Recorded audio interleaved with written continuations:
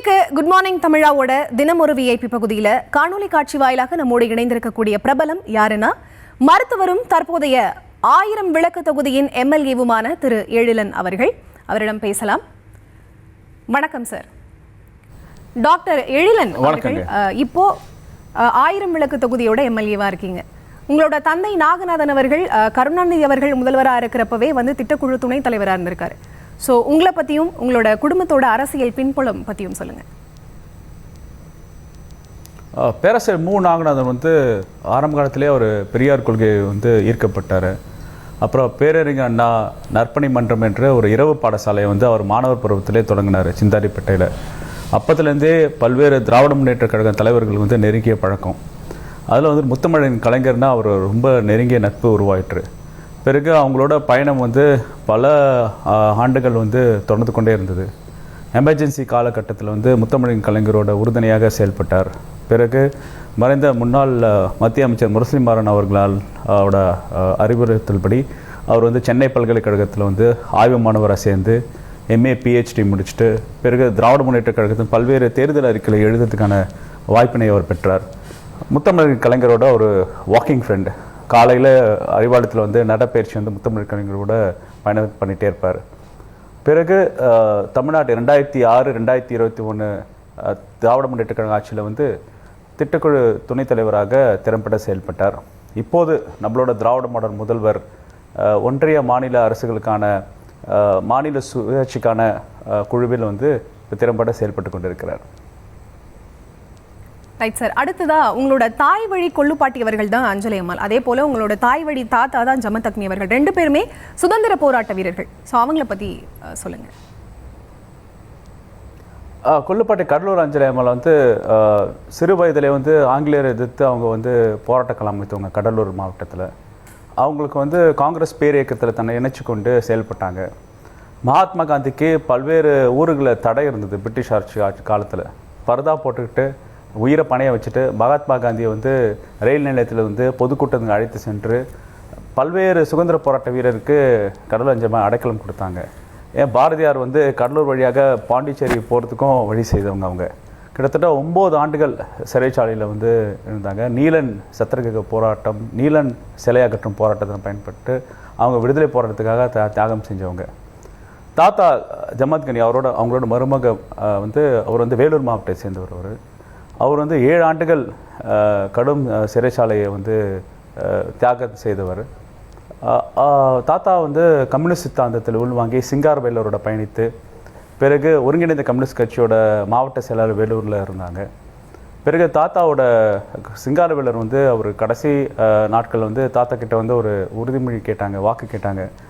Marks மூலதனம், அதாவது மிக மதிப்பும் மூலதனமும் தாஸ் கேபிட்டல் நீங்கள் மொழிபெயர்ப்பு செய்யணும் ஜமத் கனி தமிழில் சொன்னபோது பல்வேறு சிறைச்சாலையில் காமராஜர் அவர்களுக்கு, நல்ல கண்ணையார்களுக்கு எல்லாம் மார்க்சிய வகுப்பு எடுத்த ஜமத் கனி அவர்கள் அவர் இறக்கும் காலகட்டத்தில் மார்க்ஸ் மூலதனத்தை தமிழில் மொழிபெயர்ப்பு செஞ்சாங்க. அதுக்கு முத்தமிழின் கலைஞர் 96, 97 ஆட்சி காலகட்டத்தில் இந்த மார்க்ஸ் மூலதனம் மொழிபெயர்க்கிறதுக்காக பட்ஜெட்டில் அறிவித்து உதவித்தொகை கொடுத்தாங்க. இன்றைக்கி கடலூர் அஞ்சலி அம்மாளுக்கு தமிழ்நாட்டு முதல்வர் ஒரு பெரிய செலவு கடலூர் அமைச்சிருக்கார். இப்போ ஜமத் கனி அவர்களுக்கு அவர் பிறந்த கடப்பேரியில் பெரிய நினைவு தூணை எழுப்பி கொண்டிருக்கிறார் நம்ம தமிழ்நாட்டு முதல்வர். சுதந்திர போராட்ட வீரர் குடும்பத்துக்கு, தியாகம் செய்த குடும்பங்களுக்கு ஒரு திராவிட தலைவர் மரியாதை செலுத்துவது எங்கள் குடும்பத்துக்கு ஒரு பெரிய பெருமிதமும் சிறப்பும். மகிழ்ச்சி சார்.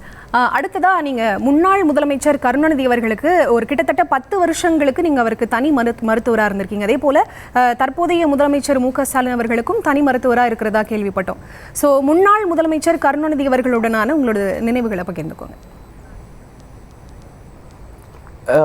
முத்தமிழின் கலைஞர் சமூக நீதி கொள்கையினால தான் நான் மருத்துவரானேன்.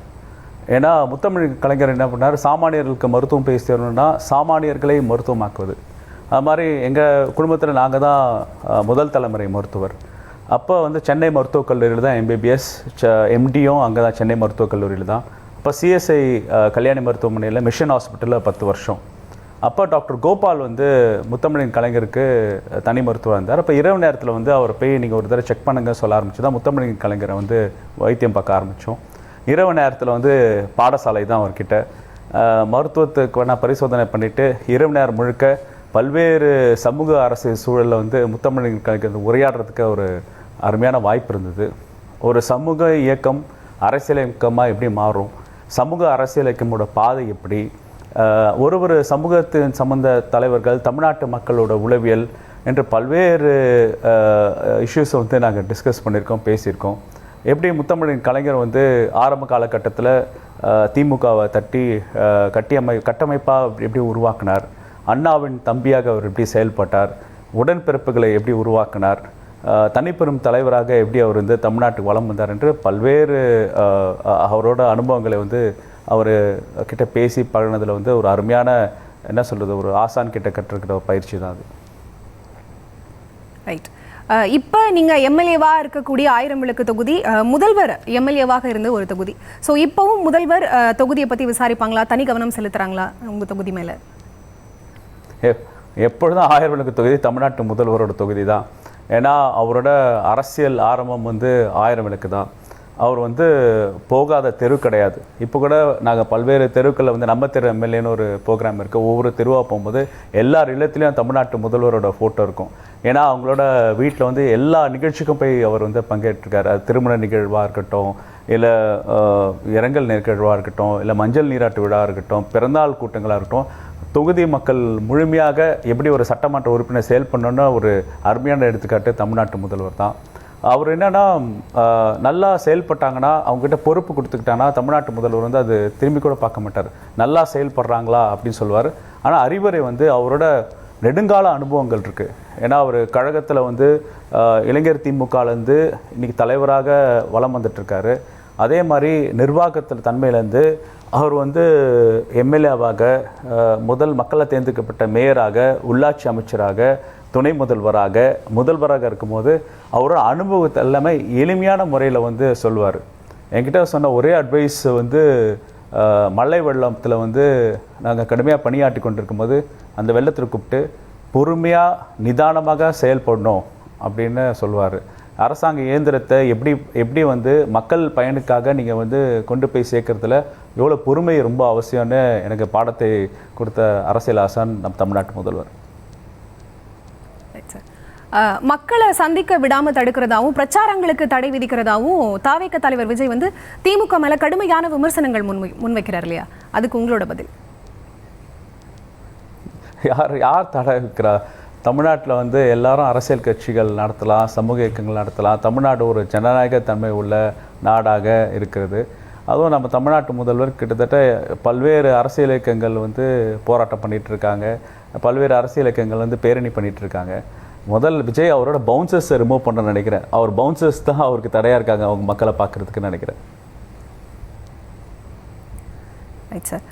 திமுகவுக்கும் தாவேகாவுக்கும் தான் வந்து போட்டியே அப்படின்னு வந்து விஜய் வந்து தொடர்ச்சியாக சொல்லிகிட்டே இருக்காரு.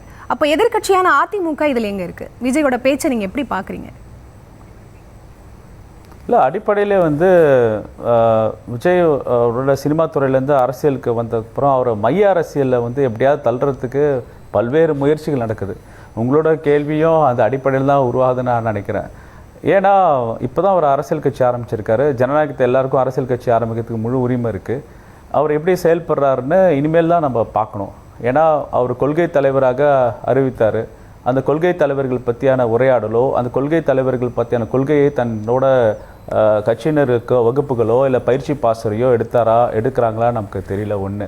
ரெண்டாவது, இப்போ பேரறிஞர் அண்ணாவை வந்து சேர்த்துருக்காங்க, இப்போ எம்ஜிஆர் அவர்கள் சேர்த்துருக்காங்க, இப்போ விஜயகாந்த் அவர்களை சேர்த்துருக்காங்க. ஏன் ஆரம்பத்தில் இந்த தலைவர்கள் வந்து அவங்க அறிவிக்காமல் ஏன் இப்போ நடுவில் சேர்த்துக்கான்னு பழைய குழப்பங்கள் இருக்குது. ஸோ முதல்ல அவங்களுக்குள்ளே இருக்க குழப்பங்கள் தெளிவடைஞ்சதுக்கப்புறம் தான் அவர் மைய அரசியல் இருக்காரா இல்லை பிரதான அரசியல் இருக்காரான்னு தெரியும் அவனுக்கு நினைக்கிறேன். ஓகே. மத்திய அரசு மேலே தொடர்ச்சியாக குற்றச்சாட்டுக்களை மட்டுமே முன்வைக்கிறீங்க. அவங்களோட இணக்கமாக இருந்து தமிழகத்துக்கு தேவையானதை பெற்றுக்கொள்ளணும் அப்படிங்கிற பக்குவம் திமுக கிட்ட இல்லைன்னு தொடர்ச்சியாக விமர்சனங்கள் முன்வைக்கப்படுது. அதை எப்படி பார்க்குறீங்க? பேரறிஞர் அண்ணாவோட பாதையில் வந்து எப்பொழுதுமே நாங்கள் வந்து உரிமைக்கு குரல் கொடுப்போம், உறவுக்கு கை கொடுப்போம் என்ற கொள்கை இருக்குது. அரசுக்கு, தமிழ்நாட்டுக்கு, தமிழ்நாடோட சமூக சூழலுக்கு, தமிழ்நாடு மக்கள் நலங்களுக்கு வர திட்டங்களுக்கு எப்பொழுதும் நாங்கள் வந்து திராவிட முன்னேற்ற கழகம் வந்து மக்கள் சேவைக்கு வந்து எந்த வகையான தடையும் இல்லை. 2-3 நாள் முன்னாடி திஷா கமிட்டி மீட்டிங் ஒன்று இருக்குது. திஷா கமிட்டி என்பது தமிழ்நாட்டு முதல்வர் தான் தலைமை தாங்குகிறார். ஒன்றிய அரசு கொடுத்த திட்டங்களை மாநில அரசு எப்படி வந்து செயல்படுத்தணும் என்ற ஒரு கமிட்டி கூட்டம். அது தொடர்ச்சியாக 3 மாதத்துக்கு ஒரு நடந்து கொண்டே இருக்கும். இப்போ ஒன்றிய அரசு திட்டங்களான ஸ்வச் பாரத் ஸ்கீம் வந்து செயல்படுத்தணும், இந்தி பெயர்களில் வந்து தடுக்கணும்னு சொல்லியிருக்கோம். ஜல்ஜீவன் அதாவது நீர் வளர்ச்சிக்கான திட்டங்களை வந்து செயல்பட்டுருக்கோம். அம்ருத் ஸ்கீம் அடல் பிஹாரி வாஜ்பாயோட ரூரல் டெவலப்மெண்ட் ஸ்கீமில் நகராட்சியில் வந்து செயல்பட்டுருக்கோம். அப்போ மக்களுக்கு தேவையான திட்டங்களுக்கு வந்து யாரும் எதிர்ப்பு தெரியவில்லை. ஆனால் தமிழ்நாடோட அடிப்படை உரிமைகள் எங்கெங்கெல்லாம் பறிப்போகுதோ, மொழியை திணிக்கிற முயற்சி நடக்குதோ, எங்களோட கல்வியும் சுகாதாரமும் மாநில பட்டியலில் இருக்கணும்னு நாங்கள் போராட்டிகிட்டு இருக்கோம், அதிகார குவியல் எடுக்குதோ, பலவேறு சட்டங்கள் ஒன்றிய அரசு நிறைவேற்றி தமிழ்நாட்டோட உரிமைகளை பறிக்கிற நிலைமையில் இருக்கிறதோ, இதுக்கெல்லாம் நாங்கள் எதிர்ப்பு தெரிவிக்கிறோம். இப்போ தேசிய கல்விக் கொள்கை எடுத்துங்களேன். இப்போ தமிழ்நாட்டோட கல்விக் கொள்கையினால் நம்ம வந்து கிராஸ் இன்வால்வ் ரேஷியோ ஐரோப்பிய நாடுகளுக்கு சமமாக இருக்கும், 52% இருக்கும். நீங்கள் தேசிய கல்விக் கொள்கைன்னு நீங்கள் வந்து திணிச்சு, மும்மொழி கொள்கையை திணிச்சு, இன்றைக்கி தேசிய கல்விக் கொள்கையை பின்பற்றினால்தான் நாங்கள் உங்களுக்கு வந்து ரொட்டீனாக அலோகேட் பண்ணுற ஃபண்ட்ஸை வந்து கொடுப்போம், எஸ்எஸ்ஏ ஃபண்டை வந்து ரிலீஸ் பண்ணாமல் தடுக்கிறோம். இந்த மாதிரி முயற்சிகள் எடுக்கும்போது நம்ம தமிழ்நாட்டு முதல்வர் குரல் எழுப்புறார், உரிமைக்காக குரல் எழுப்புறார், தமிழ்நாடு சுயமரியாதைக்காக குரல் எழுப்புறார். அப்போ தமிழ்நாடோட அடிப்படை உரிமைகளும், தமிழ்நாடு அடிப்படை சுயமரியாதையும், தமிழ்நாடோட பண்பாடு கலாச்சார தன்மைகளும் வந்து இந்த மாதிரி ஒன்றிய அரசு வந்து ஒரு ஒருதலை பட்சமான போக்கும் அதிகார குவியல் நோக்கிய பயணத்துக்கு எதிர்த்து களமாடுகிறார் நம் தமிழ்நாட்டு முதல்வர். மத சார்பின்மை நம்மளோட கொள்கை, நம்ம தமிழ்நாட்டு வாழ்வியலே இருக்குது. அறிவியல் ரீதியாக பகுத்தறிவு அடிப்படையில் செயல்படுற சமூகம் நம்ம சமூகம். நீங்கள் வந்து உங்கள் சித்தாந்தத்தையும் மூட பழக்கத்தையும் சாஸ்திரங்கள் கொண்டு நீங்கள் வந்து திணிக்கும் போது அதை பார்த்துட்டு சும்மா இருக்க முடியாதுல்ல. ஓகே சார், 2026 சட்டமன்ற தேர்தலில் அதிமுக பாஜக கூட்டணி ஆட்சி அமையும் அப்படிங்கிறத வந்து தனக்கு கூடுற கூட்டத்தை வச்சு என்னால் சொல்ல முடியும் அப்படின்னு வந்து எடப்பாடி பழனிசாமி அவர்கள் சொல்கிறாங்க. அப்போ ஆட்சி மாற்றம் அமையும் அப்படிங்கிறத பற்றி உங்களோட கருத்து என்ன? முதல் எடப்பாடி அவர்கள் அதிமுகவே கட்டுக்கோப்பாக வைத்திருக்காரான்னு என்ற ஒரு கேள்வி இருக்குது. அவங்க கட்சியை வந்து ஒரு மூளைக்கு எல்லாம் போயிட்டுருக்காங்க. அதுவும் அவர் கட்டுப்பாட்டில் கொண்டு வராமல் அவர் என்ன பண்ணுறாரு, டெல்லியில் இருக்க அமித்ஷாவை நம்பி தான் அதிமுகவுக்கு கண்ட்ரோல் பண்ணோம், முக்கியமாக ரெட்டலை யார்கிட்ட போகணுன்ற ஒரு அரசியல் தான் அங்கே இருக்குது. அப்போ அவரோட கட்சியோட தலைமை பண்பு என்பது அவரை சார்ந்ததாகவே இல்லை. அப்போ அவரை சார்ந்ததாக இல்லாத போது அவர் தனிச்சாக எப்படி ஆட்சி அமைக்க முடியும்னு நமக்கு தெரியல. ஒரு இடத்துல அதிமுக தனிச்சையாக ஆட்சி அமைக்குன்னு சொல்கிறாங்க, அங்கே அமித்ஷா வந்து சொல்கிறாரு கூட்டணி ஆட்சி தான் அமையன்றாங்க. பல்வேறு குழப்பங்களும் நெருடல் ஏற்பட்டிருக்கு. எல்லாரும் இஷ்டத்துக்கும் டெல்லிக்கு பயணம் பண்ணி பாஜக தலைவர்களை பார்த்துட்டு இருக்காங்க அவங்க உட்கட்சி விவகாரத்தை தீர்க்கறதுக்கு.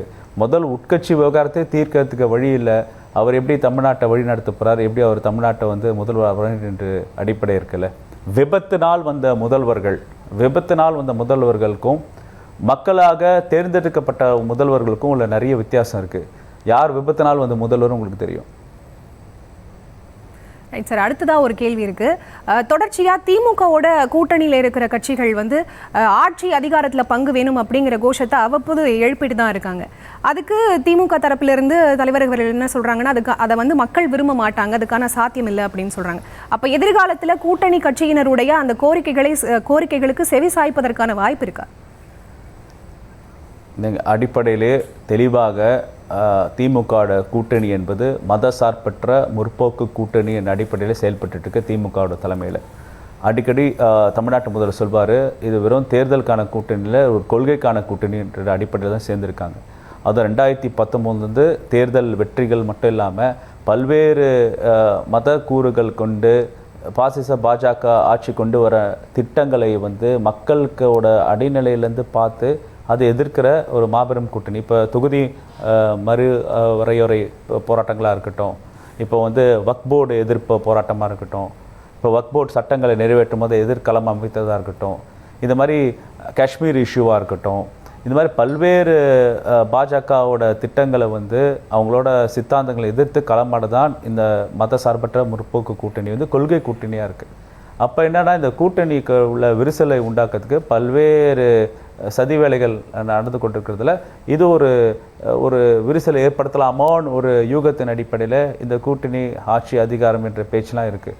ஆனால் அடிப்படையில் ஒவ்வொரு கட்சி தலைவர்களுக்கும் அவங்களோட தொலைநோக்கு பார்வை என்ன, தமிழ்நாட்டு எப்படி பாதுகாக்க வேண்டும், பாஜக போன்ற அரசியல் கட்சிகள் எப்படி வந்து தமிழ்நாட்டில் ஊடுருவி பிரதான எதிர்க்கட்சிகளை வந்து நிலைமாற்றி எப்படி செயல்பட்டு இருக்காங்கன்னு டிசைன்ஸும் எல்லாருக்கும் தெரியும். அப்போ கட்டுக்கோப்பாக தமிழ்நாட்டு முதல்வர் வந்து கூட்டணி கட்சி தலைவர்களை ஒருங்கிணைத்து செயல்பட்டு கொண்டிருக்கிறார். தொடர்ச்சியாக அவங்க வந்து எல்லா வகையான காமன் மினிமம் ப்ரோக்ராம்னு வரையறைச்சு சமூக நீதி கொள்கை, மாநில உரிமை கொள்கை, மதசார்பின்மை கொள்கையில் தெளிவாக அந்த கூட்டணி பயணம் பண்ணிகிட்ருக்கு.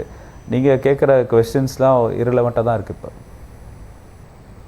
ஓகே, தாவேக தலைவர் விஜய் அவர்கள் தொடர்ச்சியாக திமுகவை மட்டுமே கடுமையாக விமர்சிக்கிறதும், பாஜகவை பெருசாக லைட்டாக அப்படி டச் பண்ணுறதும், இல்லை அதிமுகவை விமர்சிக்காமல் இருக்கிறதையும் நீங்கள் எப்படி பார்க்குறீங்க? முதல் விஜய் விமர்சிக்கிறாரா அப்படின்னு கேள்வியே பெருசாக இருக்குது. ஏன்னா அவர் இன்னும் விஜய் நிறைய கூட்டங்கள் போகணும்னு நினைக்கிறேன். இன்னும் கூட்டங்கள் வரணும், இன்னும் நிறைய கூட்டங்கள் வந்து அவர் எக்ஸ்போஸ் ஆகிடுவார்னு நினைக்கிறேன். ஏன்னா போன நாகையில் பேரணியில் கூட ரொம்ப உண்மைக்கு புறமான கருத்துக்கெல்லாம் தெரிவிச்சிருந்தார். ஒன்று வந்து அவர் வந்து மின்சாரம் கட் பண்ணுறதை பற்றி பேசினார். யாரும் மின்சாரம் கட் பண்ணல, அவங்க மாவட்ட அமைப்பாளர் தான் மனு கொடுத்துருக்காரு.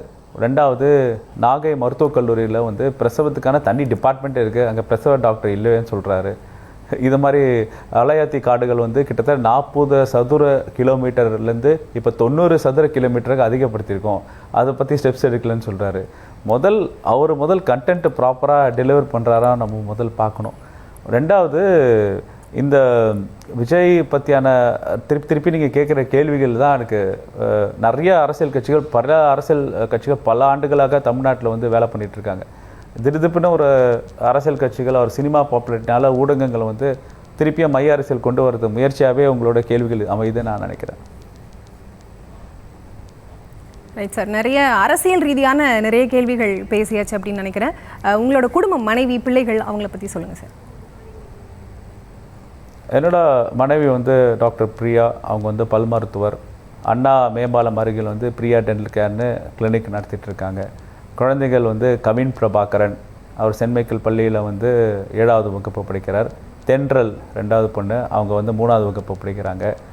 கொள்கை ரீதியாக நாங்கள் ஒரு பகுத்தறிவு குடும்பம், அறிவியல் விழிப்புணர்வோட குடும்பம் செயல்படணும் அப்படின்னு நினைக்கிற குடும்பம். ஸோ அதனால் எங்கள் வந்து மனிதர்களை மனிதர்களாக பார்க்க வேண்டும், எந்த வகையான ஏற்றத்தாழ்வுகள் இருக்கக்கூடாது, சுயமரியாதையோட பெரியார் கொள்கையில் வந்து தழைக்க வேண்டும் என்று ஒரு இனிமையான வாழ்க்கையை நாங்கள் நடத்திட்டு வரோம். நன்றி சார். இந்த தருணத்தில் நியூஸ் தமிழ் தொலைக்காட்சியின் குட் மார்னிங் தமிழா நிகழ்ச்சியில் கலந்து கொண்டு அரசியல் தொடர்பாகவும் உங்களுடைய தனிப்பட்ட வாழ்க்கை தொடர்பாகவும் பல கருத்துக்களை பகிர்ந்திருக்கீங்க. மிக்க நன்றி சார். நன்றி.